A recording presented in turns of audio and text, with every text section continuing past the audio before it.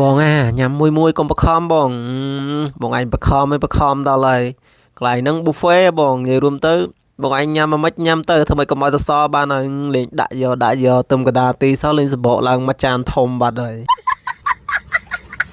ថ្ងៃនេះជូនបងពីរនាក់មកញ៉ាំ buffet គាត់អត់ស្គាល់កន្លែងហើយគាត់ថាឃ្លាន buffet ដល់ពេលអញ្ចឹងក៏ជូនគាត់ទៅបន្តិចទៅដល់ពេលទៅដល់មានញ៉ាំតែគាត់អីដោយទាំងខ្ញុំដែរខ្ញុំថាមិនសូវចង់ញ៉ាំទេបងប្អូនហើយដោយសារតែខ្ញុំហ្នឹងមករៀងញឹកដែរបងប្អូនមួយឆ្នាំខ្ញុំចូលម្ដងឯដែរណាដល់ពេលអញ្ចឹងទៅថាអត់ញ៉ាំទេថាចង់ជូនគាត់មកដល់ពេលទៅជូនគាត់មកឲ្យបើមិនញ៉ាំកើតបាទនេះបងពីរនាក់នេះគាត់មកដល់គាត់ដាក់យកទៅហ្មងបាទគាត់ថាឆ្ងាញ់បើកលុយមកទៀតដល់ពេលទៅញ៉ាំម្ដងគាត់ថាដូចឆ្ងាញ់ត្រូវមាត់បើកលុយបបួលមកទៀតហ្នឹងបងឯងចិត្តតែបបួលខ្ញុំហ៎ដឹងតែខ្ញុំហ្នឹងអ្នកចង់ញ៉ាំដែរចំហើយបងលេងតនុយសើបើជើងផ្ទាត់ខ្ញុំហ្មងអត់ប្រាប់ខ្ញុំផងបងបើប្រាប់ខ្ញុំតែពាក់បើជើងផ្ទាត់ទៅក៏មិនខ្ញុំពាក់បើជើងផ្ទាត់ទៅដែរបាត់គ្រាន់បានគ្នាកុំឲ្យឯកាយអញ្ចឹងណាយូចូល buffet ម្ដងលេងតនុយបើជើងផ្ទាត់គ្រប់គ្នានិយាយរួមទៅខ្ញុំឃើញបងញ៉ាំខ្ញុំទៅសើគាត់ហ្មងមើលទៅគាត់ញ៉ាំដូចឆ្ងាញ់ដល់ហើយដោយសារតែគាត់ដួសដាក់និយាយរួមទៅគាត់ញ៉ាំមាត់គាត់ឡើងញាប់ឆ្អែកហ្មងណាចង់និយាយថាពេលដែលយើងធ្វើការរៀងហត់អញ្ចឹងបងប្អូនដល់ពេលយើងទៅបានញ៉ាំអីក្តៅហុយអញ្ចឹងទៅវារៀងឆ្ងាញ់ដែរតែដោយសារតែខ្ញុំញ៉ាំមិនសូវជាបានច្រើនទេបងប្អូនហើយព្រោះដោយសារតែខ្ញុំញ៉ាំ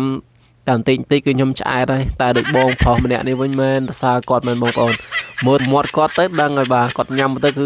ឆ្ងាញ់ខ្លាំងមែនតើចប់អញ្ចឹងហ្មងនិយាយទៅគាត់ញ៉ាំអត់ខាតលុយបងប្អូនចូល buffet លើកនេះគឺគាត់អត់ខាតតែហ្មងតែខ្ញុំប្រហែលជាខាតហើយទៅព្រោះខ្ញុំញ៉ាំបានតិចជាងគាត់ខ្ញុំអត់ដឹងអាម៉េចដែរបងប្អូនម្ហូបនៅក្រៅខ្ញុំញ៉ាំអត់សូវកើតហ្មងតែបើម្ហូបក្នុងផ្ទះខ្លួនឯងវិញនិយាយពីថាអូយបាយញ៉ាំទាំងចាននិយាយរួមទៅអាកាយ៉ាវយើងធ្លាប់តែញ៉ាំបាយផ្ទះអញ្ចឹងដល់ពេលចេញទៅញ៉ាំអីក្រៅញ៉ាំទៅរៀងមិនឆ្ងាញ់ដូចមានអារម្មណ៍ថាដូចញ៉ាំទៅដូចនឹកឃើញតែនៅផ្ទះវិញដល់ពេលអញ្ចឹងទៅក្រៅម្ដងញ៉ាំមិនចេះបានច្រើនគេទេហើយនិយាយរួមទៅបងប្អូនអើយមានណាគេបាញ់ទេធម្មតាយើងទៅជាមួយគ្នាមានតែបាញ់គាត់ហ្នឹងហើយដោយសារតែយើងអ្នកផ្សេងមកបាញ់ក៏គេមកយើងបាញ់ដែរតែនិយាយរួមទៅសើគាត់មែនតែបងប្អូនគឺគាត់ញ៉ាំឆ្ងាញ់ហើយគឺគាត់ញ៉ាំបានច្រើនមែនតើមកធីម3នាក់ហ្នឹងគឺមានតែគាត់ហើយខ្ញុំឲ្យមេដៃគាត់ហ្មងគឺអែមហ្មងសាហាវហ្មងបាទញ៉ាំឡើងម៉ត់ឡែវហ្មងបើមិនជឿខ្ញុំទេមើលទៅសបកនៅពីមុខគាត់ទៅគឺដឹងហើយមើលសបកនៅក្នុងចាននិយាយរួមទៅអាហ្នឹងមិនតាន់ចប់កម្មវិធីផងសបកឡើង